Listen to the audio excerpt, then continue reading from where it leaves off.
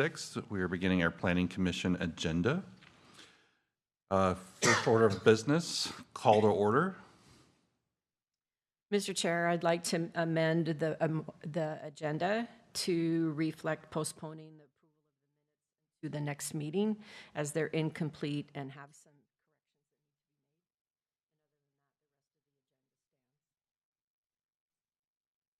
that need to be made. We have a second?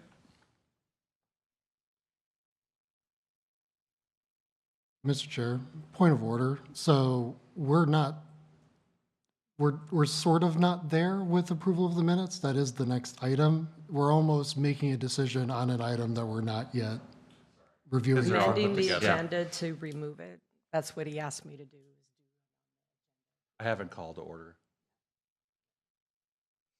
So, you could call to order, approve the agenda, and then I think if there is a decision on the minutes, then that is where the approval or disapproval or, taking it to a next meeting, that is where that can be done. So, I'd like to make a motion to approve the agenda. I'll second. all in favor, say aye. Aye. All opposed, same sign.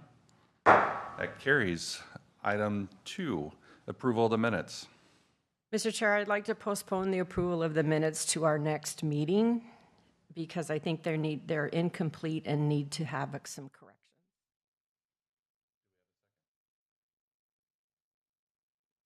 Mr. Chair, from staff's point of view, I think that talking about the corrections, I think, is most helpful. And then we can either talk about them as a group to figure out, okay, what is required in terms of our minutes, or if there are indeed some actual errors found within the minutes, that's something that we can address. Typically, in most meetings where the minutes have not been approved or they've been approved with corrections, the actual corrections have been discussed as a part of the discussion. So you need a second in order to have the discussion. There's a motion and you just need to have a second to have a discussion. Yeah. So, Mr. Chair, in light of lack of a second, I'd be ready to make a motion. Asking me to take a vote. No, there lack of second, so there's no motion. So I'm ready to make a motion. I see what you're saying. All right, with no second, we'll go ahead and look for another motion. Mr. Chair, I would move that we approve the minutes from Monday, June 15th. There's a couple of misspellings, including my name, including Sam's name, but just clean those up before they're finalized. So I would move that we approve the minutes from June 15th with those spelling corrections. Do I have a second?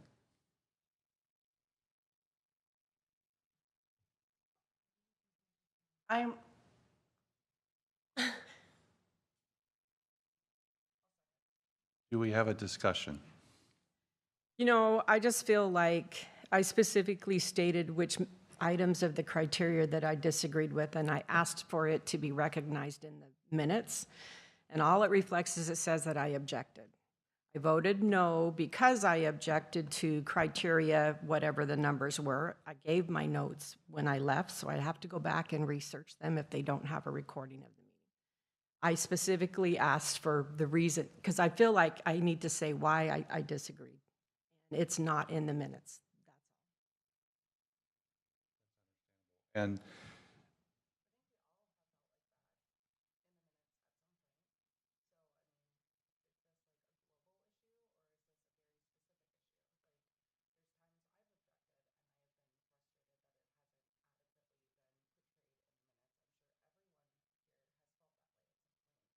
So what I'm understanding on is you have to go back and get your notes to find out exactly how to clarify what you're objecting to. It would be, I would have to go back and pull the packet and I could tell you, but as I do when I write notes during the meeting before I leave, I hand them off to go into the shred box because I've been told not to keep the notes, right?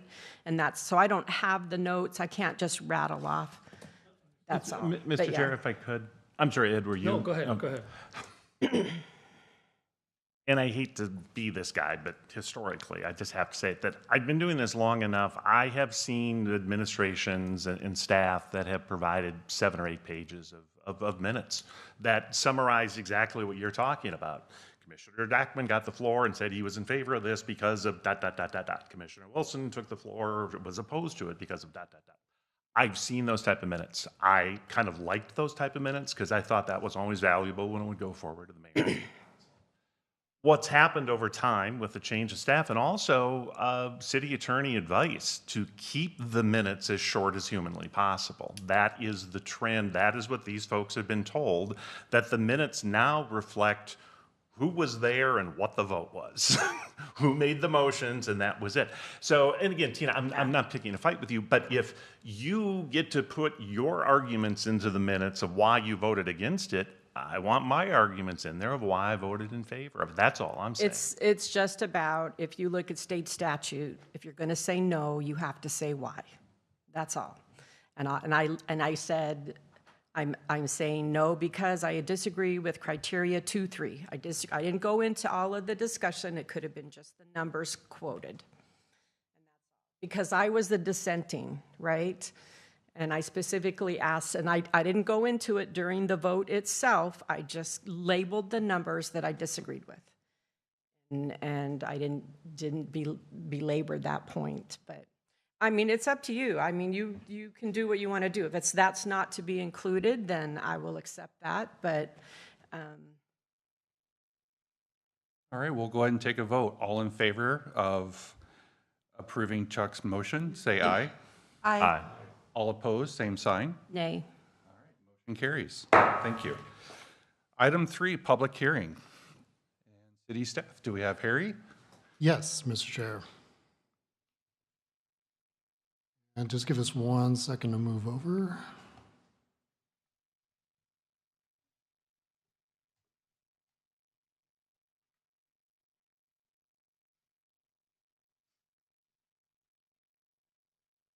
Okay. Good evening, Planning Commission. So the first item on your agenda for the public hearing section is this resolution to approve a variance at 1910 5th Street Northwest. The owner of the property is Randy's Foods, and one of the employees of Randy's Foods, Brad Moore, is requesting this variance on behalf of the property owner. Again, it's at 1910 5th Street Northwest. I'll show you in a little bit where exactly that is. It's just behind the Hy-Vee along Highway 60. And it's a side setback variance for a new addition. Here's where the property approximately is, where that red star is. And you can see where I-35, Highway 60, and downtown are. And then here's the property outlined in yellow. So this sits right behind Hy-Vee. It's actually a pretty industrial area where it's surrounded by industrial uses. The request in front of you is for a variance to the side yard setback, and this would allow a 11-foot setback, so a 4-foot encroachment instead of the required 15-foot setback for this new building addition. Here's the proposed project. I tried my best. There's a lot of different colors on the page, but there's a cyan dotted box around the area where they are requesting the variance. So, you know, if you were able to sort of zoom in, you would see that it's about 11 foot and 2 inches. Staff is suggesting, you know, let's just make it a solid 11 feet in terms of the side setback, just to accommodate any sort of variance that may happen with that new building addition. You'll see that there's an existing cooler. This cooler was actually done quite recently, and it was approved by variance as well. So that cooler gets, I believe, all the way down to 9 feet away from the property line. So this is another 2 feet out at a minimum. Here's the building addition. So what this is that it's a dry storage area. It does connect with the cooler area, the cold storage area, and it does take this back portion of the existing building that's been there since the 1950s and create more of a organizational space so that, you know, you would be able to order things that don't need to be in the cooler, that don't have any concerns attached to them. The business itself makes pizzas, so they might buy thousands of cardboard cutout pizza circles, and so this area would allow them, instead of taking a valuable area on the production floor or in the cooler, being able to have this in a different area outside the elements, but it's not heated or cooled. So in terms of discussion for this variance, it was developed in the 1950s, so they are working with an existing building. The property itself is pretty constrained at this point. The building is pretty close to the right-of-way, and they have some non-compliant parking that sort of sits out in front of the building and sort of creates a very narrow location where people are able to park in front of the building on the property. The only access to the back of the property and making use of that is on the east side, or sorry, the west side. And so because that's on the west side, there really isn't any location on that west side where they can go. In terms of the rear part of the building, they are encroaching a little bit into that rear, but they're only asking for what makes sense in order to facilitate this dry storage area. They're not looking to take over much of the land behind this building because they need it for maneuvering room and for potential parking in the future for their employees. On the east side, yes, I can understand some concern over taking a already non-compliant situation, although it was allowed by variance, and sort of extending it along that property line. However, because of some of these constraints with the existing property, they need to be able to expand their business. The comprehensive plan does talk about trying to support existing businesses in our existing industries. It does fit the comprehensive plan view of that. We believe that they have successfully demonstrated that there is a practical difficulty for this property, and that what they're trying to do is a pretty reasonable use. They're not asking for a super large addition to it. They just want to be able to continue operating where they are. So in summary, we do believe that it meets our comprehensive plan and zoning requirements. So we do recommend forwarding this to City Council, which would recommend approval of the requested variance based on the criteria and findings. And I'm sorry, it should be resolution. But with that, I'm happy to take any questions. Question for city staff. I have a question. Mhm. I know that paving parking lots has been pretty important in other projects. Notice it talks about future placement of an improved parking lot in the northern portion of the lot. Is that something that is going to happen this year, next year? It's not on the agenda. So anywhere that there is parking, it has to be on an improved surface. The only exception to that is going to be if there's a storage area, which they can do. It is industrial. They do have to meet some criteria for that, but that is something that they can do. But really, if we are talking about an actual parking lot with parking spaces, it's got to be on an improved surface, and they're not asking for a variance from that. No, I was just looking at the variance findings.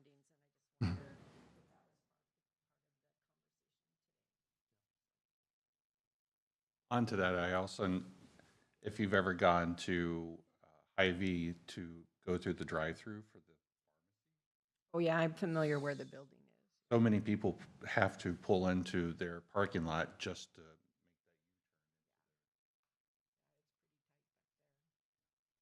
It had mentioned the future improvements, and I was like, Additional questions for staff? Well, I'm going to open up public input. We do have one person here. We're opening up public input. If you have anything you'd like to say, please feel free to come up to the mic, state your name and address, and ask your question.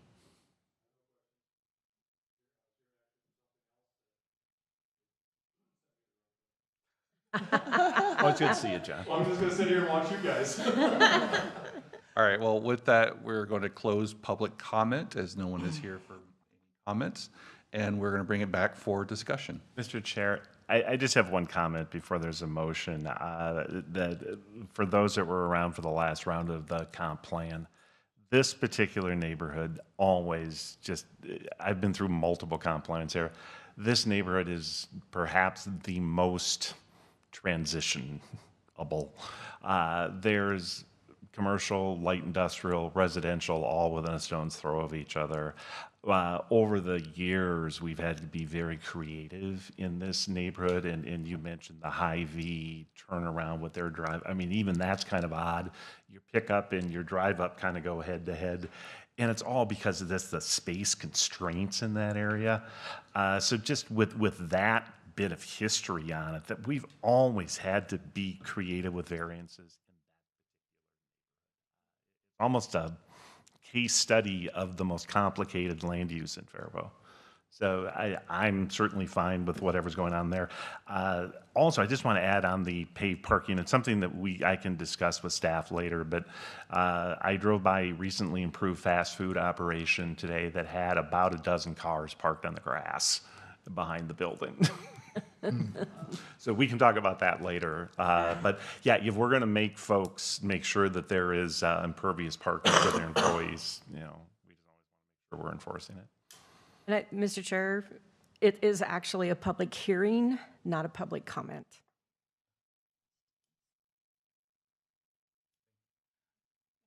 I'd like to make a motion to approve the variance at 19.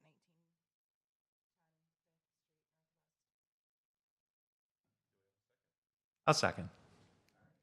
Any discussion? All in favor, say aye. Aye. All opposed, same sign. Measure passes. 3B, Calvary Hill Commons, 3105 Highway 60 West. Mr. Chair, good evening, Planning Commission. So this is a item that we intended to take to this meeting. However, there was a small miscommunication on staff's end, and we would like to make sure that the Parks and Recreation Advisory Board makes a recommendation on parkland dedication or parks fees for this project before we get in front of Planning Commission. The applicant has very graciously said, yes, that's fine. We can wait another 2 weeks. He's been waiting a year to get this project through anyway. So I guess the recommendation that I have for you tonight is that you continue discussion on this item to the next Planning Commission meeting. Do we have a motion?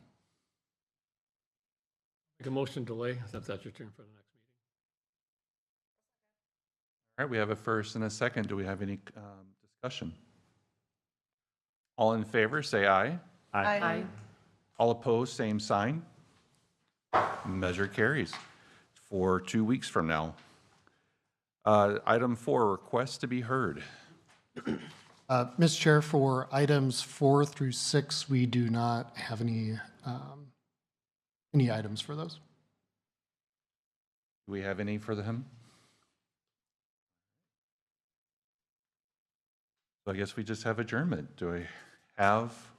We don't, number 7, boards and commissions update. Oh, I'm sorry. I thought you put 7 in there. Any boards and updates?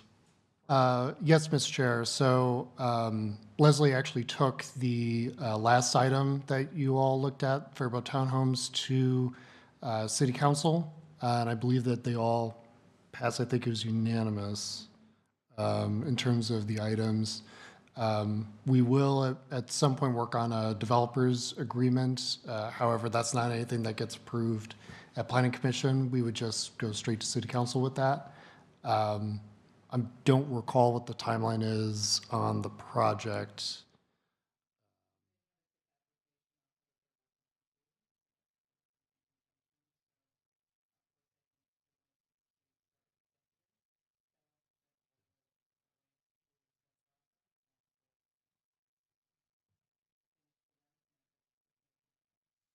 Yeah. So in terms of the project, it's not going to start tomorrow, but it did receive its approvals, so we are working on it. And adjournment. Chair, I'd like to make a motion to adjourn. Do we have a second? I'll second. Ed's got the second. All in favor, say aye. Aye. All opposed, same sign.